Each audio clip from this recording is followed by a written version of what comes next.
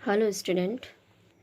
आज हमारा new chapter है lesson number 7 sales promotions. It promotion आपने नाम सुना ही है कि किसी भी चीज़ को प्रमोट करना।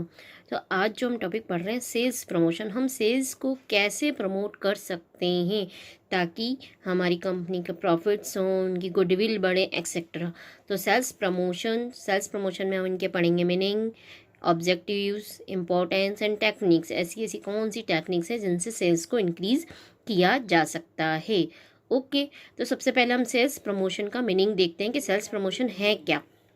देखिए सेल्स मीनिंग का, sales promotional consist of all promotional activities other than advertisement, personal selling and publicity, which are used to encourage buyer to make immediate purchase of a product or boost its sale.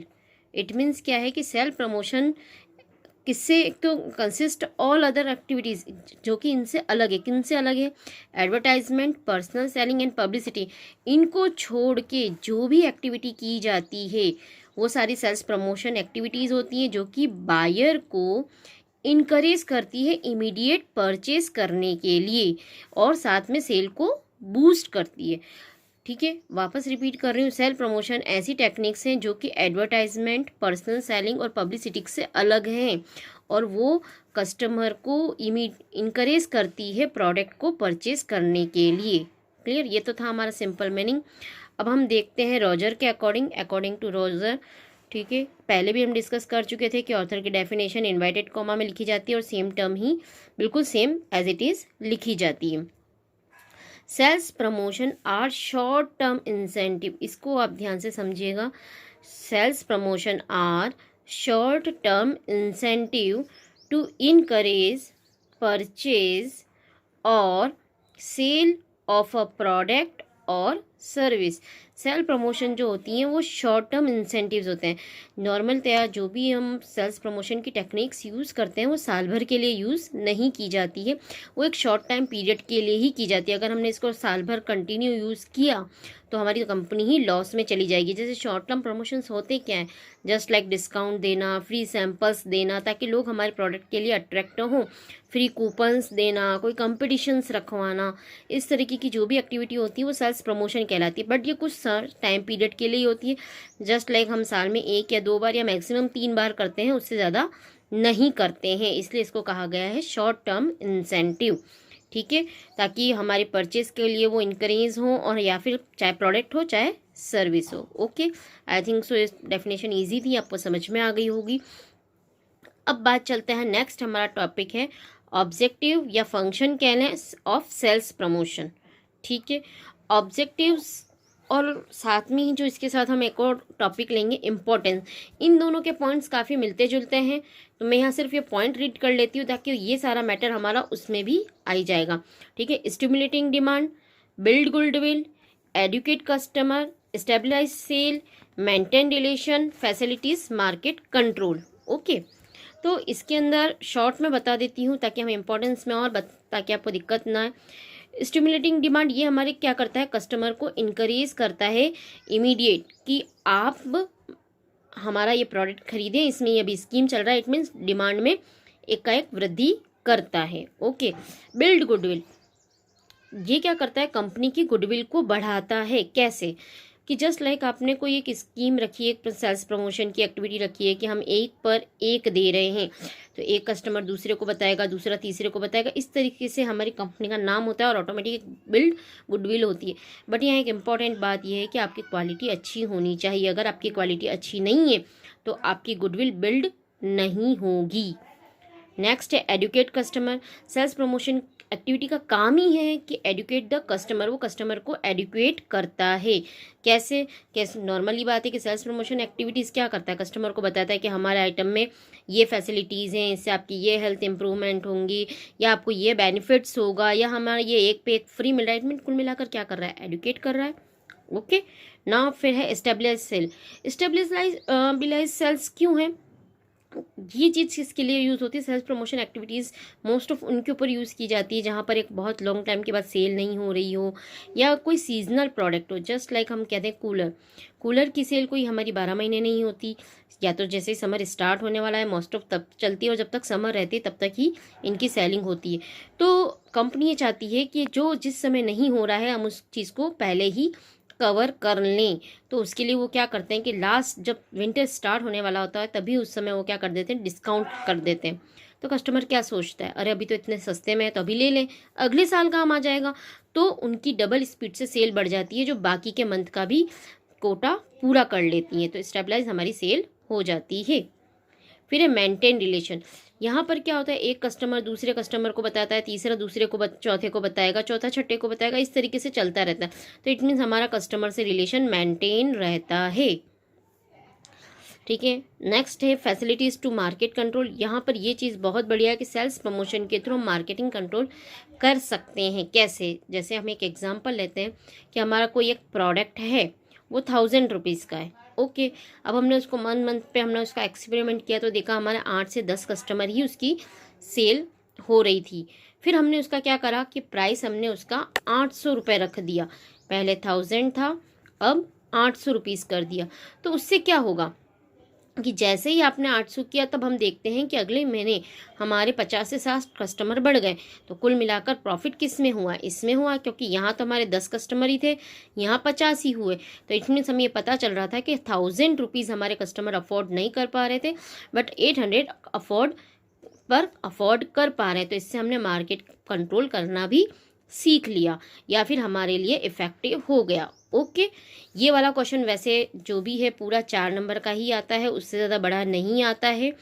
ठीक है, तो इसके अंदर हम ज़्यादा detail नहीं पढ़ेंगे, या 2 नंबर का ही आता है और ज़्यादा बड़ा मैटर आपको नहीं लिखना है। ओके, ये तो था ऑब्जेक्टिव एंड फंक्शंस। अब इसी के आगे हम नेक्स्ट पॉइंट चलते हैं आपका। ठीक है, नेक्स्ट पॉइंट के अंदर देखते हैं इम्पोर्टेंस ऑफ सेल्स प्रमोशन। ये इम्पॉर्टेंट है हमारा, इसका हमारा बड़ा क्वेश्चन बनता है, 4 नंबर का बनता है। ओके, तो सबसे पहले उसमें देखते हैं increase effectiveness of advertising and salesmanship. यहाँ पर ये कह रहा है कि एडवर्टाइजिंग की इफेक्टिवनेस बढ़ा देता है और सेल्समैनशिप भी बढ़ा देता है। ओके, बट अब ये कन्फ्यूज़न क्रिएट होता है कि अभी तो हमने डेफिनेशन में बात करी थी कि पर्सनल सेलिंग और एडवर्टाइजमेंट से डिफरेंट है। तो देखिए, नॉर्मल एडवर्टाइजमेंट में क्या होता है कि किसी प्रोडक्ट के बारे में इंफॉर्मेशन देना कि ये प्रोडक्ट हमारा बढ़िया है, जैसे मैगी है, मैगी टमाटो है, तो ये जस्ट एक एडवर्टाइजमेंट है जो सिर्फ हमारे प्रोडक्ट की इंफॉर्मेशन दे रहे हैं।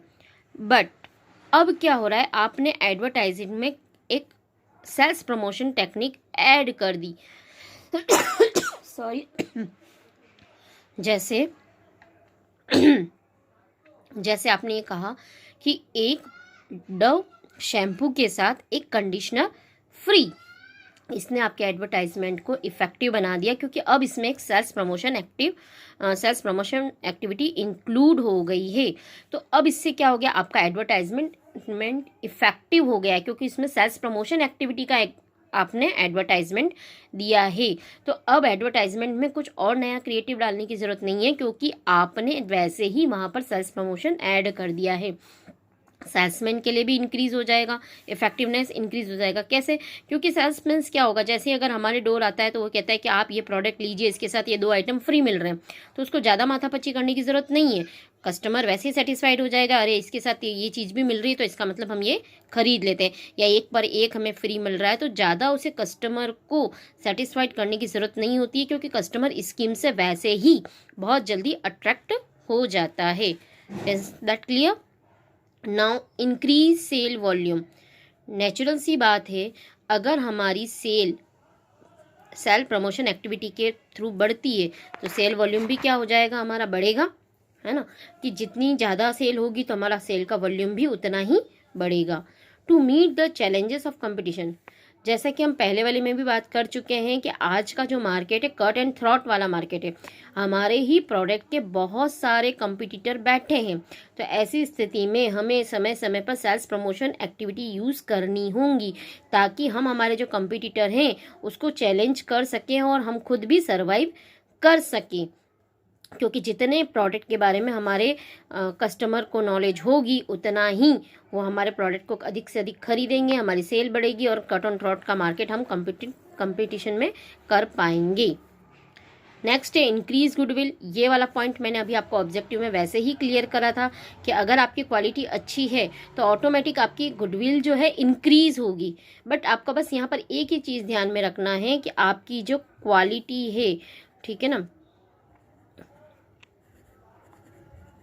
क्वालिटी आपकी अच्छी होनी चाहिए। अगर क्वालिटी अच्छी नहीं है तो आपकी गुडविल डिक्रीज हो जाएगी। आगे वो लोग एक बार तो खरीदेंगे पर दूसरी बार नहीं खरीदेंगे। अगर आप एक पे एक फ्री दे रहे हैं तो, क्योंकि सेल्स प्रमोशन टेक्निक्स क्या होता है, बार बार देने से भी नेगेटिविटी आती है।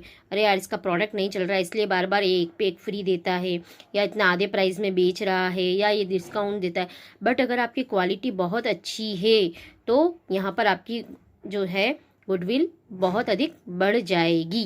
क्लियर? जस्ट लाइक और भी मैं कहूँ कि आपको जैसे मैंने बताया था इंक्रीज सेल वॉल्यूम, इसमें भी एक एग्जांपल मैं दे दूँ कि जैसे इंक्रीज सेल वॉल्यूम किस तरीके से होता है। जैसे कि बहुत सारी हम अमेजोन पे सेल देखते हैं, बहुत सारी ऐसी कंपनियां हैं, मोबाइल कंपनियां, जो कुछ समय के लिए ही कोई अच्छे मॉडल्स पर डिस्काउंट निकालती है, बट देखा जाए तो सेल का माल 10 मिनट के अंदर ही आउट हो जाता है। जैसे हाफ रेट पर मोबाइल सेल, कितनी बार अमेजोन के ऑफर्स आते हैं पर्टिकुलर सीजन के अंदर, ज़्यादा से ज़्यादा 10 से 15 मिनट में पूरा आउट ऑफ स्टॉक हो जाता है। तो पूरा सेल वॉल्यूम हमारा क्या हो गया, इंक्रीज हो गया। क्लियर? नाउ नेक्स्ट है 5th point, increase consumer knowledge and confidence. तो कंज्यूमर का नॉलेज इंक्रीज होता है और साथ में कॉन्फिडेंस भी आता है। क्यों? क्योंकि सेल्स प्रमोशन टेक्निक है क्या, नॉर्मली वो कंज्यूमर को एडुकेट ही तो कर रही है। जैसे हमारा प्रोडक्ट जो है, इस प्रोडक्ट के अंदर ये बेनिफिट्स हैं, इनकी रेट्स भी इतनी हैं, अभी इनके ऊपर डिस्काउंट्स चल रहा है, इनसे आपको ये बेनिफिट्स होने वाले हैं। एक बार आप यूज़ करके देखें तो ये क्या कर रहा है, उसको नॉलेज दे रहा है। और जैसे ही उसने उसको परचेज़ किया तो उसको एक कॉन्फिडेंस आ जाएगा कि हाँ, हमने जो ये प्रोडक्ट लिया है वो हमें सस्ता भी लगा है और इसकी क्वालिटी भी बेहतर है। Clear? Now entry in new market. जब भी आपको कुछ अपना नया कोई प्रोडक्ट बनाया, जैसे कि अभी हम बात कर रहे थे कि हम शैम्पू इतने टाइम से बेच रहे हैं, डव का शैम्पू, अब हमने क्या करा है, कंडीशनर नया बनाया है, अब उसको मार्केट में भेजना है तो हम क्या करेंगे, एकदम से ऑटोमेटिक लोगों को पता तो नहीं चलेगा। अब उसकी न्यू मार्केट में एंट्री करवानी है तो हमने क्या करा कि जो हमारा शैम्पू था उसके साथ कंडीशनर का पाउच हमने फ्री कर दिया, या कुछ और स्कीम्स डाल दी, तो हम इजीली न्यू मार्केट में एंटर हो गए। और एक बार उसने यूज़ कर लिया, अगली बार से वो वैसे ही उस कंडीशनर को परचेज करने लगेगा। Clear? Now next, increase profit. Profit कैसे इंक्रीज होते हैं, नॉर्मल सी बात है। अब आपकी जैसे सेल होती है, ठीक है, जैसे जैसे सेल बढ़ेगी तो वैसे वैसे प्रॉफिट्स भी बढ़ेंगे, लार्ज स्केल का प्रोडक्शन होगा, गुडविल बढ़ेगी और साथ साथ में प्रॉफिट भी आपके क्या हो जाएंगे, इंक्रीज हो जाएंगे। क्लियर? फिर है आपका 8th point, more facilities support to intermediaries. पहली बात है इंटरमीडियरीज क्या होते हैं, इंटरमीडियरीज जैसे हमारे एजेंट, होल सेलर्स, रिटेलर्स, ये सारे क्या होते हैं, इंटरमीडियरीज होते हैं। एक तो उनको सपोर्ट मिल जाता है, दूसरी फैसिलिटीज़ हो जाती है। क्योंकि अगर देखा जाए तो होल सेलर के पास भी बहुत सारी कंपनियां हैं जिनसे वो माल ले सके, तो वो हमारी ही कंपनी का माल क्यों ले। अगर हमने उसको सेल्स प्रमोशन की कोई एक्टिविटी दे दी, जैसे अगर हमने यूँ कहा कि माना हमारी कोई कोल्ड ड्रिंक की कंपनी है कि अगर तुमने हमारे 1000s बॉटल सेल कर दी तो हमारी कंपनी तुमको एक मोबाइल फ्री देगी, तो जितने भी होल सेलर होंगे वो हमारे पास आएंगे। क्यों? क्योंकि उनको एक बेनिफिट मिल रहा है, उनको एक गिफ्ट्स मिल रहे हैं। तो इससे क्या होता है कि उनको फैसिलिटीज़ भी मिल जाती है और सपोर्ट भी मिल जाता है। या एक और एग्जांपल ले लें कि हमने ये कह दिया कि हम आपकी दुकान का बैनर हम बनवा लेंगे, इसमें सिर्फ हम आपकी दुकान के बैनर पर ऐड हमारा होगा, नीचे दुकान का नाम होगा। तो एक दुकानदार को क्या चाहिए कि उसका एक नया बैनर तैयार हो रहा है, तो ऐसी स्थिति में रिटेलर भी आपको सपोर्ट करते हैं। क्लियर? नाउ नेक्स्ट है improve standard of living. Sales promotion technique आपके स्टैंडर्ड ऑफ लिविंग में इम्प्रूव करती है। कैसे? जस्ट अभी हमने एक शैम्पू का एग्जांपल लिया था कि शैम्पू के साथ कंडीशनर फ्री हमने बेचा। पहले की नॉर्मल लाइफ में देखा जाए तो हम शैम्पू ही यूज़ करते थे, कंडीशनर यूज़ नहीं करते थे। कंडीशनर हम देखते थे कि नहीं, कहाँ ज़रूरत है, एक्सपेंसेस ज़्यादा होते हैं, बट जब आपने उसको फ्री में देखा और एक बार आप यूज़ करने लग गए तो आप उसके क्या हो जाते हैं, आदी हो जाते हैं, और नेक्स्ट टाइम कम से कम फंक्शंस वगैरह जाना है तब तक के लिए कंडीशनर करना शुरू कर देते हैं। तो कुल मिला के स्टैंडर्ड ऑफ लिविंग बढ़ गया। दूसरा, जब आपने उसको किसी के साथ बेचा या कम प्राइस पर बेचा तो मतलब अब कस्टमर उसको अफोर्ड कर सकता है। तो इससे क्या हो गया, हमारा improve standard of living. Last, help in the introduce of new product. आपको अभी हमने जैसे न्यू मार्केट में एंट्री करनी थी, और या फिर कोई न्यू प्रोडक्ट जस्ट वही है कि अगर आपने कोई नया प्रोडक्ट बनाया है तो आप अपने ओल्ड प्रोडक्ट के साथ में या नया ही बनाया हो तो उसके साथ आप अटैच करके उसको इंट्रोड्यूस करवा सकते हैं। जैसे कि सबसे पहले मैगी सॉस ही आता था, अब जैसे ही मैगी नूडल्स जैसे मार्केट में आए तो अभी जस्ट भी जैसे एक स्कीम चल रही है कि मैगी के सॉस के साथ में एक मैगी का पैकेट फ्री है।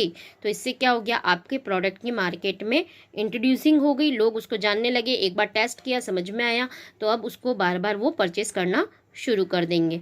नाउ हमारी ये कंप्लीट हो गई है इंपॉर्टेंस। नेक्स्ट मिलते हैं अगली वीडियो में। ओके।